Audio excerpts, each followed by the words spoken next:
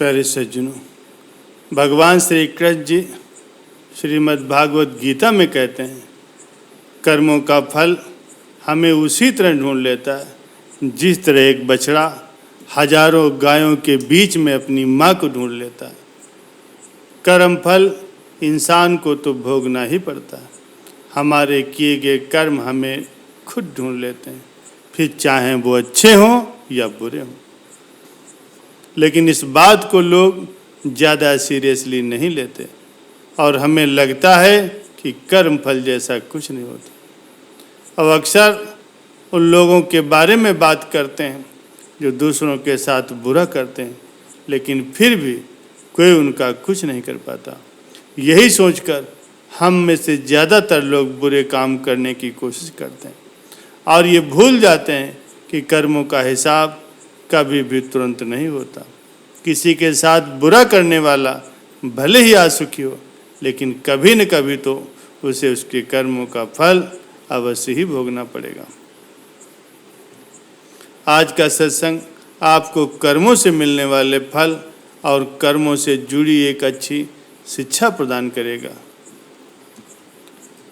इस सत्संग में हम आपको ये प्रेरणा देना चाहते हैं कि आप जिंदगी में दूसरों के साथ कुछ भी गलत न करें। प्यारे सज्जनों, बहुत समय पहले की बात है। शहर से दूर गांव में एक दुकानदार था जो अपने ही गांव के एक व्यक्ति से रोजाना 1 किलो मक्खन खरीदा करता था। वो दुकानदार कई सालों से उस व्यक्ति से मक्खन की खरीदारी कर रहा था। एक दिन उस दुकानदार ने सोचा कि मैं रोज ही इस व्यक्ति से मक्खन खरीदता हूँ, लेकिन मैंने बहुत समय से इसके मक्खन का वजन तोल करके नहीं देखा। कल चेक करके देखूंगा कि ये मुझे मक्खन 1 किलो से कम तो नहीं देता। अगले दिन जब वो व्यक्ति मक्खन दे करके चला गया तो उस दुकानदार ने मक्खन का वजन किया तो देखा मक्खन सिर्फ 900 ग्राम का। उस दुकानदार को काफ़ी गुस्सा आ गया। वो व्यक्ति गुस्से में गांव की पंचायत के पास गया और उसने उस व्यक्ति की शिकायत की। गांव की पंचायत बैठी उस व्यक्ति को बताया गया कि तुम पर दुकानदार ने धोखा देने का आरोप लगाया। तुम इस दुकानदार को देने वाले मक्खन के वजन में हेराफेरी करते हो और हर बार तुम उसे 1 किलो मक्खन की जगह सिर्फ 900 ग्राम ही मक्खन देते हो। क्या तुम्हें अपनी सफाई में कुछ कहना है? वो व्यक्ति बोला, सरपंच जी, मैं तो एक गरीब किसान हूँ। मेरे पास वजन तोलने के लिए बाट और तराजू नहीं है।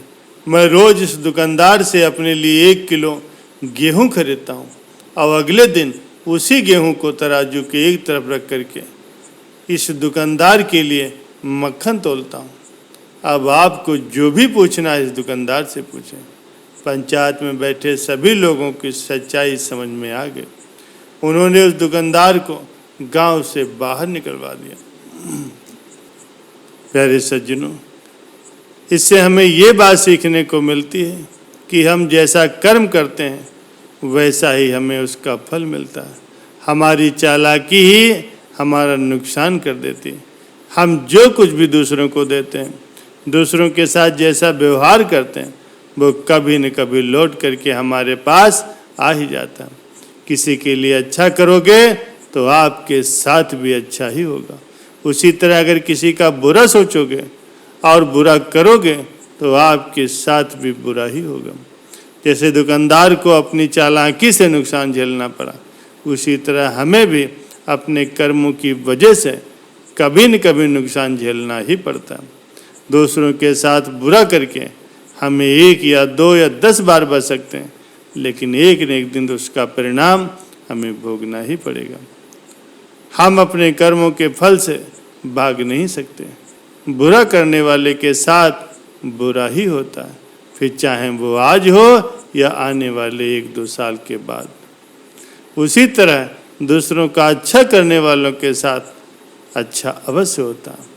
कई बार हमें ये लगता है दूसरों के साथ गलत करके हम बच जाएंगे, लेकिन ऊपर वाला हर किसी के कर्मों को देखता है और उनका हिसाब भी रखता है। जरूरत पड़ने पर वो हिसाब बराबर भी कर देता है। इसलिए कभी भी कोई गलत काम न करो और ना ही कभी ये सोचो कि उल्टे सीधे काम करके आप बच जाओगे। जिंदगी को बेहतर तरीके से जियो, ईमानदार बन करके रहो। ज़्यादा कमाने या फिर अपना ही फायदा देखने के चक्कर में किसी के साथ कभी भी गलत ना करो। हमेशा याद रखो, जो जैसा करेगा वैसा भरेगा। प्यारे सज्जनों, कर्म ही हमारी पहचान है।